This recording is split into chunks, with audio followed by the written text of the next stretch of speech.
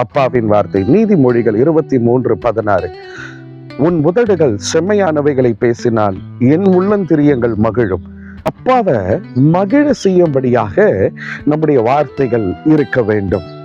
எனக்கு அன்பான தேவ பிள்ளைகளே, உங்களுடைய வாயின் வார்த்தைகளில நீங்க மிகவும் கவனமா இருக்க அப்பா இன்றைக்கு உங்களோட கூட பேசுகிறார். எந்த வார்த்தைகளை பேசுறீங்க? நாம அவமான வார்த்தைகளை பேசும் பொழுது, தவறான வார்த்தைகளை பேசும்போது, கெட்ட வார்த்தைகளை பேசும் பொழுது, அதன்படியே நம்ம வாழ்க்கையில சூழ்ச்சிகளை செய்து விழுந்து போக செய்யும்படியாய் அவன் காரியங்களை நடப்பிக்கிறாங்க. ஒரு நாளும் பிசாசுக்கு இடம் கொடுக்க கூடாதுன்னு ஆண்டவர் சொல்லி இருக்கிறார். ஆனா நம்முடைய வாயின் வார்த்தையிலே அவனுக்கு இடம் கொடுத்துடுறோம். அவனுக்கு நம்ம இடம் கொடுக்காம தேவனுக்கு இடம் கொடுங்க. ஒருவேளை சூழ்நிலை அப்படி இல்லாம இருக்கலாம், மிகவும் மோசமான சூழ்நிலையில தான் நீங்க இருக்கிறவர்களாக இருக்கலாம். பிசாசுக்கு இடம் கொடுக்காதீங்க, தப்பான வார்த்தைகளை பேசாதீங்க, நன்மையை பெற்றுக்கொள்ளுங்க. அப்பா நிச்சயம் உங்களை ஆசீர்வதிப்பாருங்க. God bless you.